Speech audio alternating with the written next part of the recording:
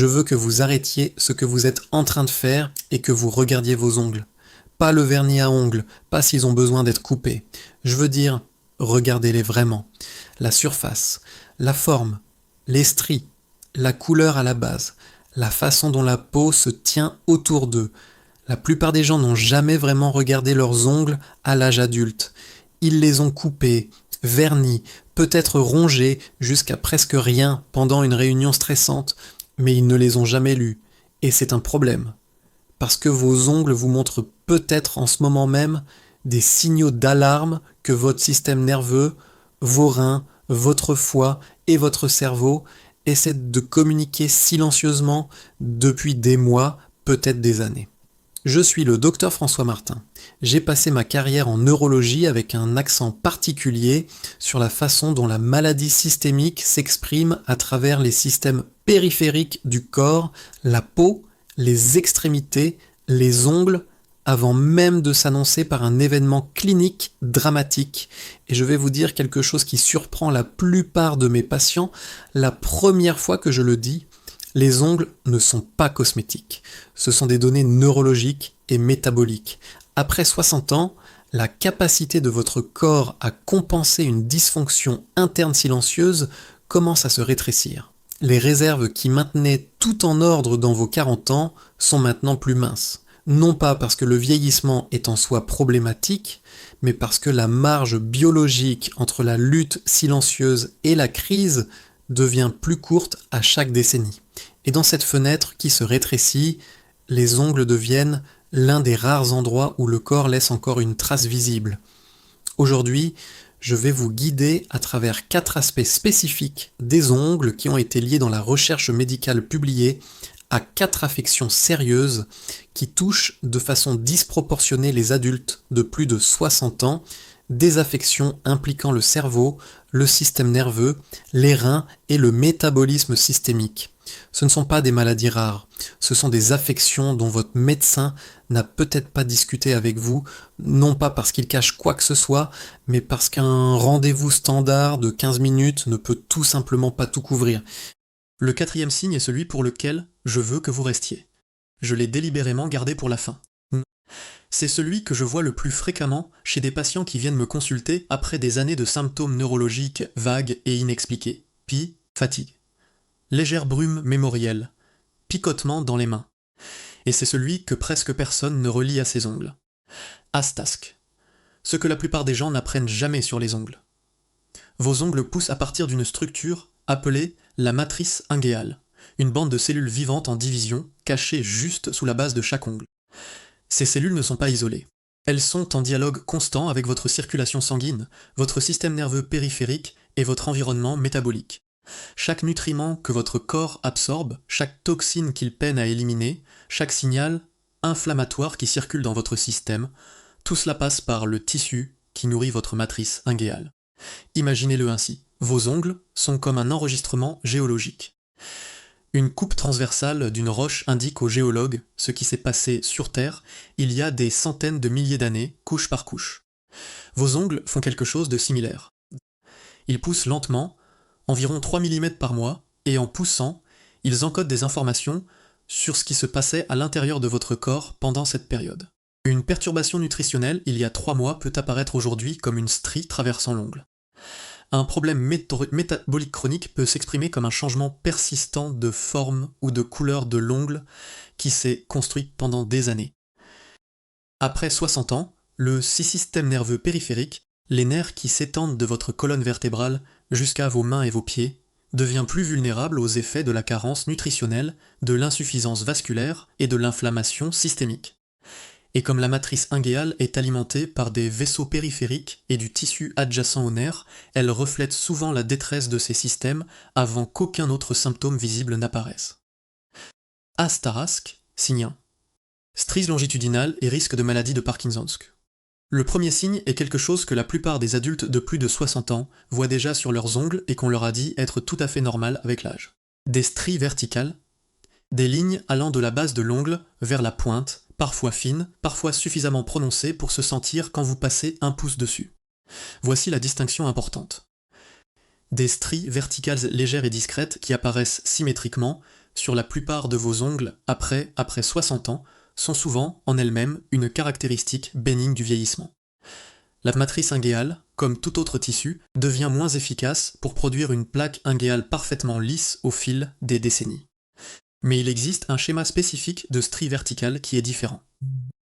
Et cette différence est immensément importante. Ce que je décris, c'est un striement notablement plus profond sur une main que sur l'autre, accompagné d'une fragilité des ongles qui s'aggrave progressivement sur 12 à 24 mois, apparaissant parallèlement à des changements même subtils dans le tremblement des doigts, la taille de l'écriture ou la force de préhension.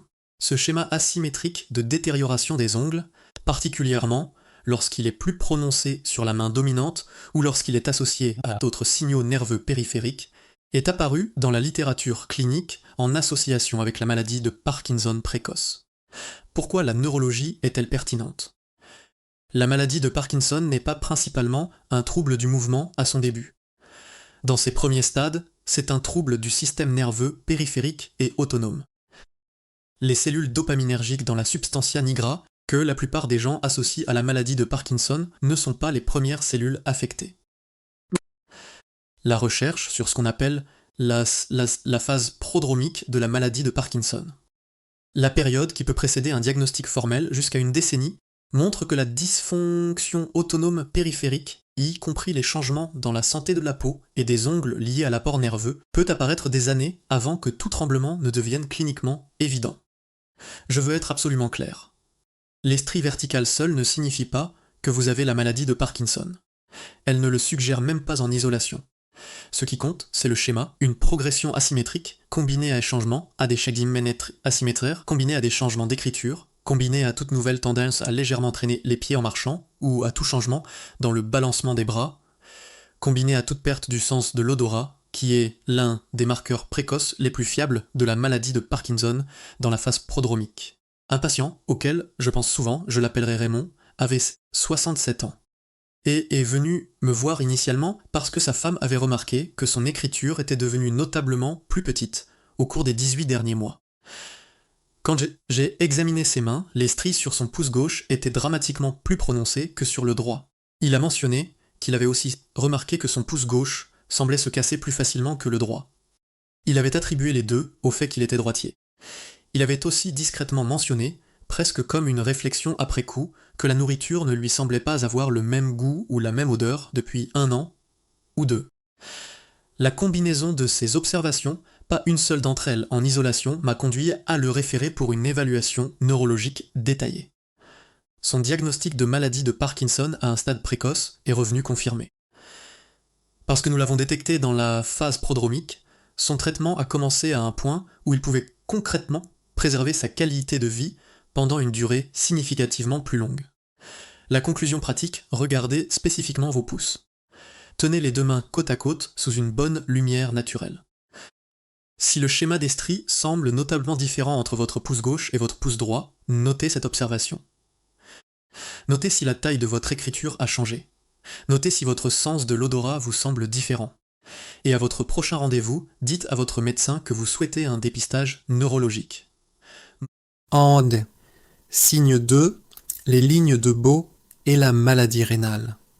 Le deuxième signe apparaît souvent assez soudainement pour que les gens le remarquent, mais ils comprennent rarement ce qu'il leur dit. Regardez vos ongles pour voir s'il y a des lignes ou des sillons horizontaux traversant l'ongle.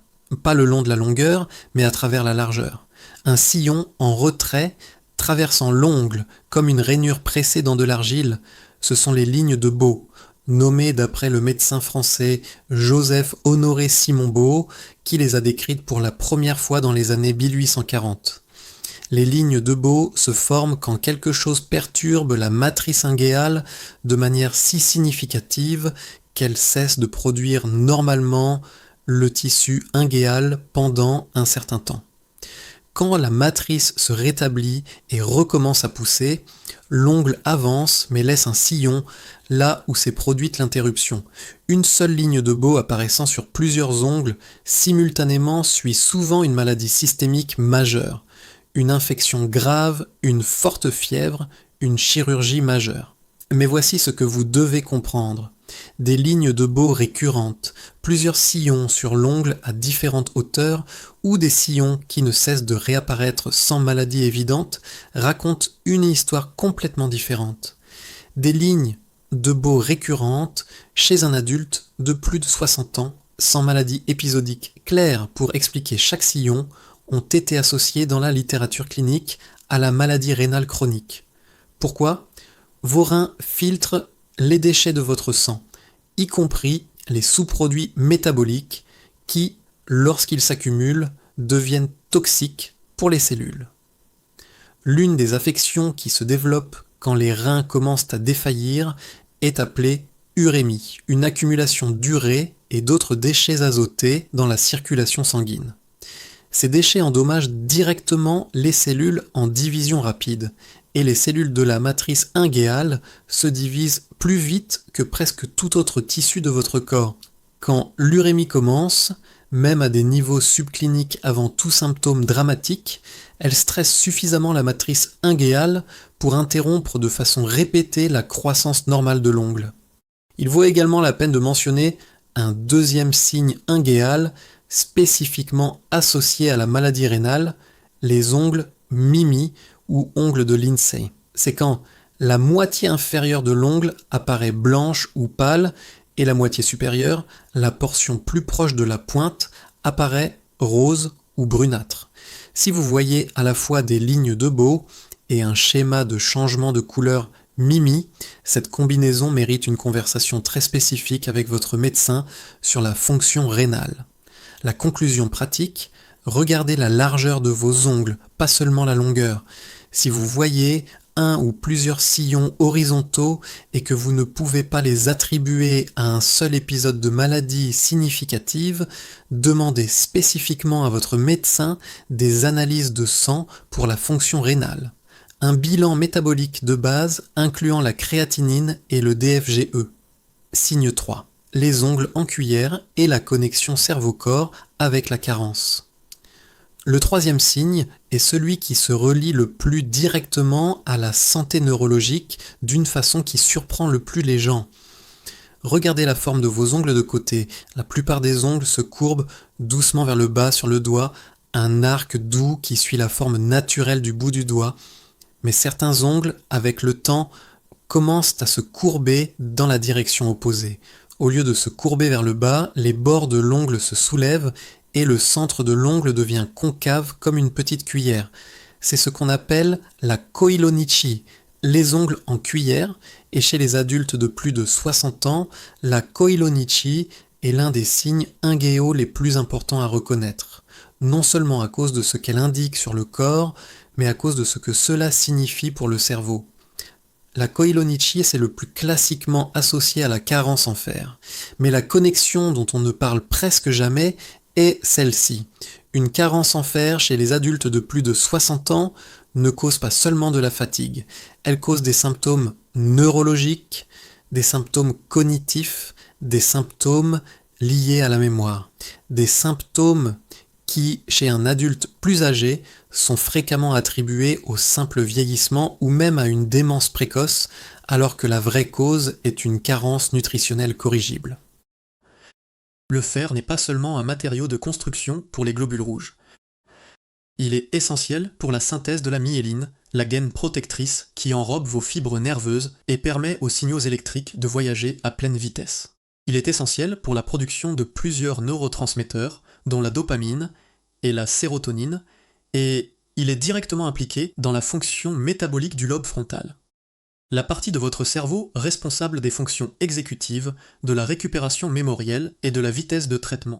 Le tableau neurologique spécifique d'une carence en fer chez un adulte plus âgé ressemble souvent à ceci. Fatigue disproportionnée à l'activité, difficulté à se concentrer sur des choses qui venaient facilement autrefois, une sensation de ralentissement mental, et parfois le syndrome des jambes sans repos la nuit. Une envie persistante et inconfortable de bouger les jambes lorsqu'on est allongé immobile. La conclusion pratique. Si vos ongles sont progressivement devenus plus concaves, si les bords se sont soulevés et le centre s'est creusé, et que vous avez remarqué toute combinaison de ces symptômes neurologiques, la possibilité d'une anémie fériprive est quelque chose que votre médecin doit écarter par une simple analyse de sang. Parce que traiter une anémie fériprive chez un adulte plus âgé, qui a connu des symptômes cognitifs, peut, dans de nombreux cas, produire une amélioration significative et mesurable de la fonction cérébrale. Asta-ASC, signe 4. La lunule qui disparaît est ce que perd votre système nerveux, c'est celui que je vous avais promis, et celui que je veux que vous vérifiez maintenant pendant que nous parlons. Regardez la base de votre pouce, juste au-dessus de la cuticule, là où l'ongle commence. Voyez-vous un arc en croissant de lune palâtre, comme un petit demi-lune assis à la toute base de votre ongle? C'est votre lunule. C'est la partie visible de votre matrice ingéale. La zone vivante, ou du nouvel ongle, est produite en ce moment même pendant que vous regardez.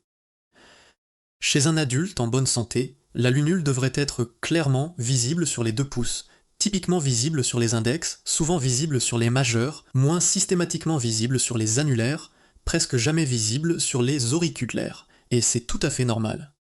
Maintenant, voici ce que je veux que vous examiniez plus attentivement. Votre lunule est-elle encore clairement visible sur vos pouces, ou s'est-elle rétrécie sous la cuticule et est-elle devenue invisible? Pouvez-vous encore la voir sur vos index? Est-elle devenue une vague suggestion de blanc plutôt qu'un croissant clair? La disparition progressive de la lunule, un processus appelé absence de lunule ou atrophie de la matrice ingéale, a été documenté dans la littérature médicale en association avec plusieurs affections systémiques sérieuses.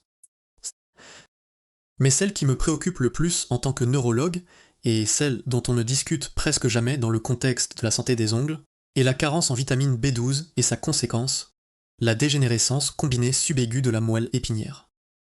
Je reconnais que c'est une expression que la plupart des gens n'ont jamais entendue. Permettez-moi de l'expliquer simplement. La vitamine B12 est l'un des nutriments les plus essentiels pour le système nerveux. Elle est indispensable à la production de myéline, la même gaine protectrice que j'ai mentionnée plus tôt avec le fer. Sans B12 adéquate, la myéline qui enveloppe votre moelle épinière et vos nerfs périphériques commence à se dégrader. Ce processus est appelé dégénérescence combinée subaiguë et peut provoquer des symptômes incluant engourdissement et picotement dans les mains et les pieds, difficultés d'équilibre et de coordination, faiblesse musculaire, changements cognitifs incluant des troubles de la mémoire et dans les cas avancés, des dommages sérieux et parfois irréversibles à la moelle épinière. Ce qui rend la carence en B12 particulièrement dangereuse chez les adultes de plus de 60 ans, c'est qu'elle se développe souvent lentement, silencieusement, et pour des raisons qui sont métaboliques plutôt que diététiques. Après 60 ans, la muqueuse gastrique produit moins de facteurs intrinsèques, une protéine essentielle pour absorber la B12 des aliments.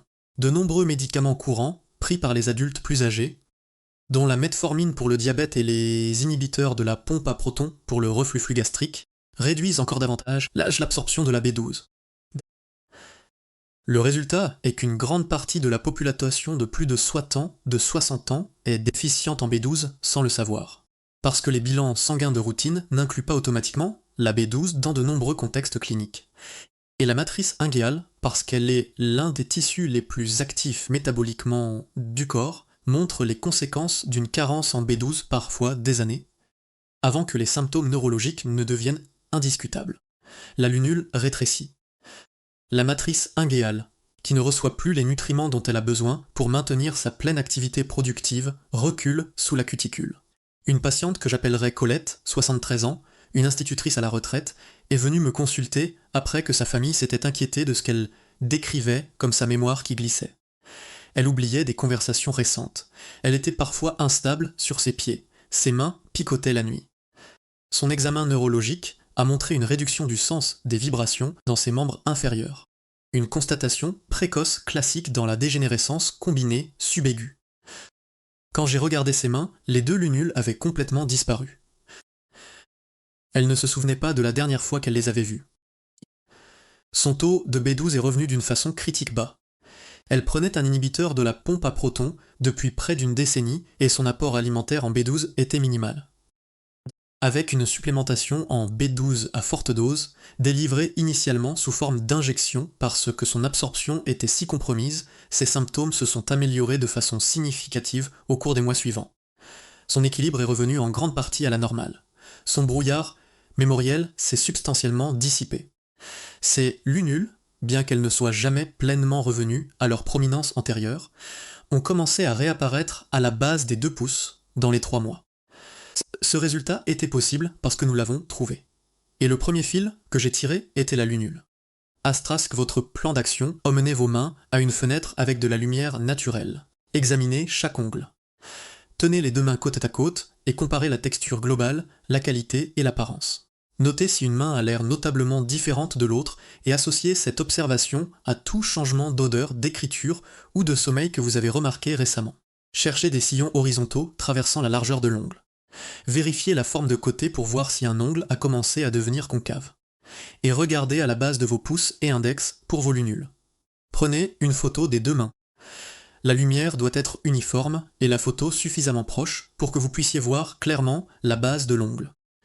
Datez-la. Sauvegardez-la quelque part où vous la retrouverez.